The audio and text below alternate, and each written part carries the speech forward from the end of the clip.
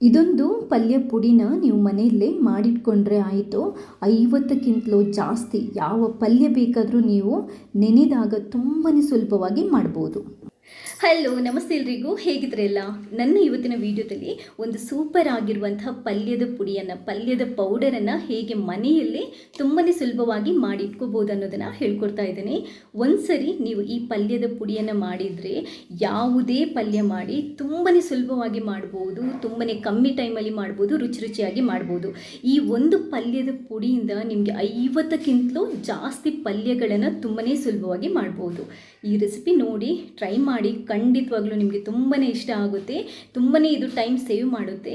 ಈ ವಿಡಿಯೋದ ಬಗ್ಗೆ ನಿಮ್ಮ ಫೀಡ್ಬ್ಯಾಕ್ ಕೂಡ ಕೊಡಲಿಕ್ಕೆ ಮರೆಯಬೇಡಿ. ಹಾಗೆಯೇ ಇಲ್ಲಿ ತನಕ ನನ್ನ ಚಾನೆಲ್ಗೆ ನೀವು ಯಾರಾದರೂ ಸಬ್ಸ್ಕ್ರೈಬ್ ಆಗಿಲ್ಲದಿದ್ದರೆ ಸಬ್ಸ್ಕ್ರೈಬ್ ಆಗಿ, ಯಾಕಂತಂದರೆ ನಾನು ಹಾಕುವಂತಹ ಎಲ್ಲ ವಿಡಿಯೋಗಳನ್ನು ನೀವು ಮಿಸ್ ಮಾಡದೆ ನೋಡ್ಕೋಬೋದು. ಥ್ಯಾಂಕ್ಸ್ ಎಲ್ರಿಗೂ. ಮೊದಲು ಏನೆಲ್ಲ ಇಂಗ್ರೀಡಿಯೆಂಟ್ಸ್ ಬೇಕು ಅಂತ ನೋಡ್ಕೊಳ್ಳೋಣ. 6 ಟೇಬಲ್ ಸ್ಪೂನಷ್ಟು ಕೊತ್ತಂಬರಿ ಬೀಜ, ಇದರ ಅರ್ಧದಷ್ಟು ಅಂದರೆ 3 ಟೇಬಲ್ ಸ್ಪೂನಷ್ಟು ಜೀರಿಗೆ, 3 ಟೇಬಲ್ ಸ್ಪೂನಷ್ಟು ಕಾಳುಮೆಣಸು. ಖಾರ ಕಮ್ಮಿ ಬೇಕು ಅಂತಿದ್ರೆ ಒಂದು ಸ್ವಲ್ಪ ಕಮ್ಮಿ ಹಾಕೋಬೋದು. ಇದಾದ ನಂತರ 1 ಟೇಬಲ್ ಸ್ಪೂನಷ್ಟು ಸೋಂಪು, ಬಡೆಸೊಪ್ಪು ಅಥವಾ ಫೆನೆಲ್ ಸೀಡ್ಸ್ ಅಂತಾರಲ್ವ ಅದು, 1 ಟೇಬಲ್ ಸ್ಪೂನಷ್ಟು ಸಾಸಿವೆ, 1 ಟೇಬಲ್ ಸ್ಪೂನಷ್ಟು ಮೆಂತೆ ಜಾಸ್ತಿ ಹಾಕೋಬೇಡಿ, ಕಹಿಯಾಗುತ್ತೆ. ಇದಾದ ನಂತರ 3 ಟೇಬಲ್ ಸ್ಪೂನಷ್ಟು ಕಡಲೆಬೇಳೆ, 3 ಟೇಬಲ್ ಸ್ಪೂನಿಗೆ ಆಗುವಷ್ಟು ಗೋಡಂಬಿ ಅಥವಾ ಒಂದು ಸ್ವಲ್ಪ ಗೋಡಂಬಿ ತಗೊಳ್ಳಿ, ಪಲ್ಯಕ್ಕೆ ಟೇಸ್ಟ್ ತುಂಬಾ ಚೆನ್ನಾಗಿ ಬರುತ್ತೆ.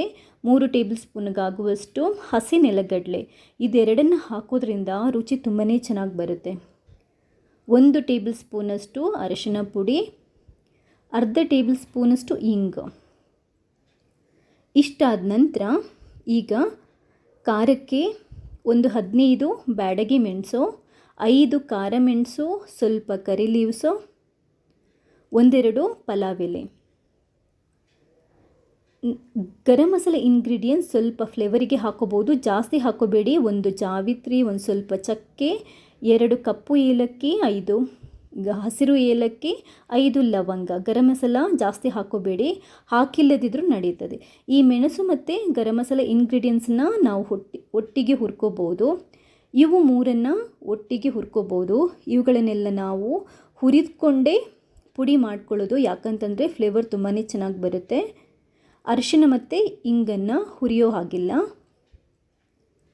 ಸ್ಟವ್ ಮೇಲೆ ಒಂದು ಪ್ಯಾನ್ ಇಟ್ಟು ಸ್ವಲ್ಪ ಬಿಸಿ ಮಾಡ್ಕೊಳ್ಳಿ. ಮೀಡಿಯಮ್ ಫ್ಲೇಮ್ ಇಟ್ಕೊಂಡು ಎಲ್ಲದನ್ನು ಹುರಿದ್ಕೋಬೇಕು.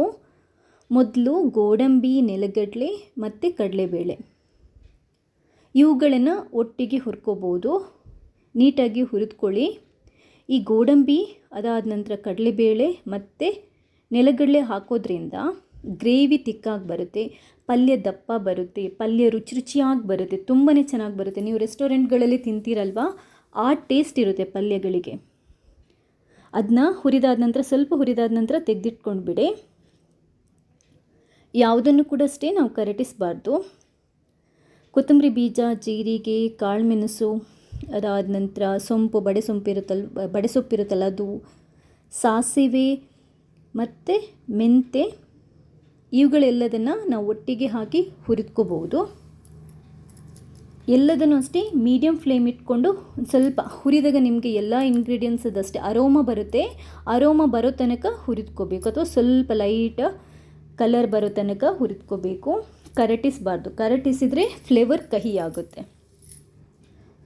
ಕೊನೆಯದಾಗಿ ಮೆಣಸು, ಕರಿ ಲೀವ್ಸು, ಬೇ ಲೀಫ್ ಮತ್ತು ಈ ಗರಂ ಮಸಾಲೆ ಇಂಗ್ರೀಡಿಯೆಂಟ್ಸ್ ಇದೆಯಲ್ವ, ಚಕ್ಕೆ, ಜಾವಿತ್ರಿ, ಲವಂಗ, ಏಲಕ್ಕಿ, ಇವುಗಳನ್ನೆಲ್ಲ ಒಟ್ಟಿಗೆ ಹಾಕಿ ಹುರಿದ್ಕೋಬೋದು. ಸ್ವಲ್ಪ ಬೇಕಾದರೆ ಕೊಬ್ಬರಿ ಸೇರಿಸಿ, ನಾನು ಕೊಬ್ಬರಿ ಇಂಗ್ರೀಡಿಯೆಂಟಲ್ಲಿ ಹೇಳಿಲ್ಲ, ಬಟ್ ಕೊಬ್ಬರಿ ಸೇರಿಸಿದರೆ ತುಂಬಾ ಒಳ್ಳೆಯದು, ತುಂಬ ರುಚಿಯಾಗಿ ಬರುತ್ತೆ, ಮಸಾಲ ಜಾಸ್ತಿ ಬರುತ್ತೆ. ಇದನ್ನು ಕೂಡ ಅಷ್ಟೇ ಚೆನ್ನಾಗಿ ಹುರಿದ್ಕೊಳ್ಳಿ. ನಿಮಗೆ ಇಂಗ್ರೀಡಿಯೆಂಟ್ಸ್ ಲಿಸ್ಟನ್ನು ನಾನು ಡಿಸ್ಕ್ರಿಪ್ಷನ್ ಬಾಕ್ಸಲ್ಲಿ ಹಾಕ್ತೀನಿ, ನೀವು ಕರೆಕ್ಟಾಗಿ ನೋಡ್ಕೊಳ್ಳಿ.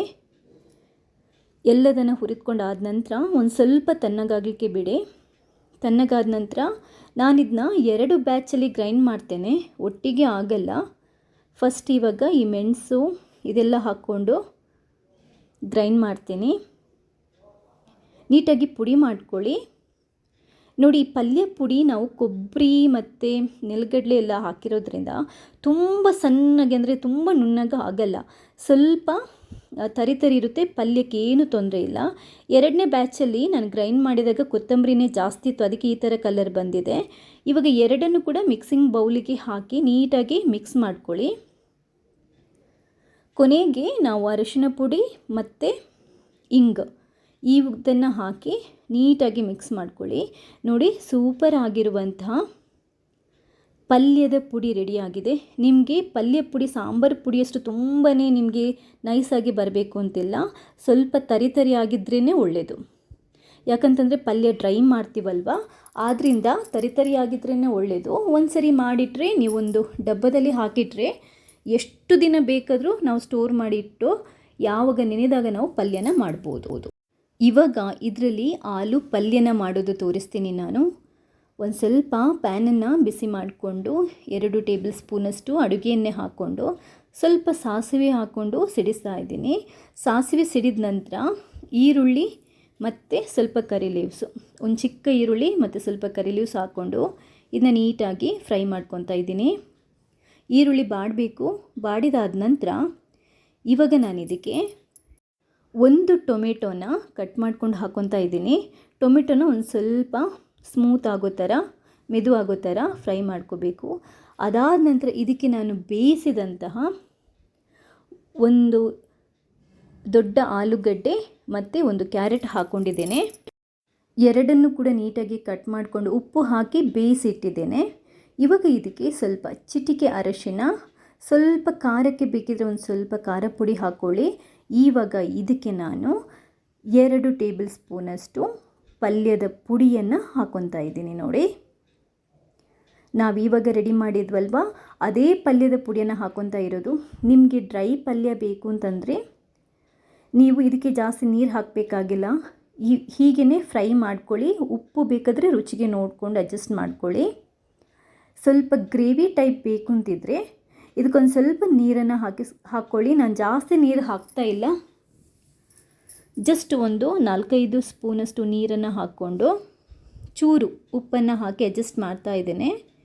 ನೀಟಾಗಿ ನೀವು ಮೀಡಿಯಮ್ ಫ್ಲೇಮ್ ಇಟ್ಕೊಂಡೇ ಪಲ್ಯನ ಈ ಥರ ಮಿಕ್ಸ್ ಮಾಡ್ತಾ ಇರಬೇಕು, ಇಲ್ಲದಿದ್ದರೆ ತಳ ಹಿಡಿಯುತ್ತೆ. ನೋಡಿ, ಎಷ್ಟು ಟೆಂಪ್ಟಿ ಆಗಿದೆ. ಜಸ್ಟ್ 1-2 ನಿಮಿಷ ಈ ಥರ ಮಸಾಲದಲ್ಲಿ ಬೇಯಲಿಕ್ಕೆ ಬಿಟ್ಟರೆ ಸಾಕು. ಸೂಪರ್ ಆಗಿರುವಂತಹ ಆಲೂ ಪಲ್ಯ ದಿಢೀರಾಗಿ ರೆಡಿ ಆಯಿತು. ನೋಡಿ, ಎಷ್ಟು ಟೈಮ್ ತಗೊಂಡ್ವಿ ನಾವು ಇದಕ್ಕೆ. ತುಂಬಾ ಸಿಂಪಲಾಗಿ ಮಾಡಿದ್ವಲ್ವ, ಇಷ್ಟೇ ಇರೋದು. ನಿಮಗೆ ತುಂಬ ಡ್ರೈ ಬೇಕು ಅಂತಿದ್ರೆ ನೀರು ಹಾಕೋ ಅವಶ್ಯಕತೆ ಇಲ್ಲ. ನೀವು ಉರಿನ ಮಾತ್ರ ಕಮ್ಮಿಯಲ್ಲಿಟ್ಕೊಂಡು ನೀವು ಮಿಕ್ಸ್ ಮಾಡ್ತಾ ಇರಬೇಕು ಮಸಾಲ ಬೇಯೋ ತನಕ. ತೆಳು ಬೇಕು ಅಂತಿದ್ರೆ ಸ್ವಲ್ಪ ನೀರು ಹಾಕಿ ಬೇಯಿಸ್ಕೋಬಹುದು. ನೋಡಿದ್ರಲ್ವಾ, ಈ ಥರ ಒಂದು ಸೂಪರ್ ಆಗಿರುವಂತಹ ಪಲ್ಯ ಪುಡಿಯನ್ನು ನೀವು ಒಂದ್ಸರಿ ಮಾಡಿಟ್ಕೊಂಡ್ರೆ ಯಾವಾಗ ಬೇಕಾದರೂ ನೆಂದಾಗ ಯಾವುದೇ ಥರದ ಪಲ್ಯನ ನೀವು ಮಾಡ್ಕೋಬೋದು. ತರಕಾರಿನ ಬೇಯಿಸಿಬಿಟ್ಟು ಅದಾದ ನಂತರ ಸ್ವಲ್ಪ ಒಗ್ಗರಣೆ ಹಾಕ್ಕೊಂಡು ಈ ಪಲ್ಯದ ಪುಡಿಯನ್ನು ಹಾಕ್ಕೊಂಡು ಒಂದು ಸ್ವಲ್ಪ ಫ್ರೈ ಮಾಡಿಕೊಂಡ್ರೆ ಅಥವಾ ಚೂರು ನೀರು ಹಾಕ್ಕೊಂಡು ಬೇಯಿಸಿದರೆ ಸೂಪರ್ ಆಗಿರುವಂತಹ ಪಲ್ಯ ರೆಡಿ ಆಗುತ್ತೆ. ಉಪ್ಪು ಹುಳಿ ಎಲ್ಲ ನೀವು ನೋಡಿಕೊಂಡು ಅಡ್ಜಸ್ಟ್ ಮಾಡ್ಕೋಬೋದು. ಇಷ್ಟೇ. ವಿಡಿಯೋ ಇಷ್ಟ ಆದರೆ ಲೈಕ್ ಮಾಡಿ, ಶೇರ್ ಮಾಡಿ. ಹಾಗೆಯೇ ಇಲ್ಲಿ ತನಕ ನೀವು ಯಾರಾದರೂ ನನ್ನ ಚಾನಲ್ಗೆ ಸಬ್ಸ್ಕ್ರೈಬ್ ಆಗಿಲ್ಲದಿದ್ದರೆ ಸಬ್ಸ್ಕ್ರೈಬ್ ಆಗಿ ನನ್ನೆಲ್ಲ ವೀಡಿಯೋಸ್ನ ನೋಡಿ ಶೇರ್ ಮಾಡಿ. ಹಾಗೆಯೇ ನನ್ನ ಈ ಪ್ರಯತ್ನನ ಸಪೋರ್ಟ್ ಮಾಡ್ತಾನೇ ಇರಿ. ಥ್ಯಾಂಕ್ಸ್ ಎಲ್ರಿಗೂ.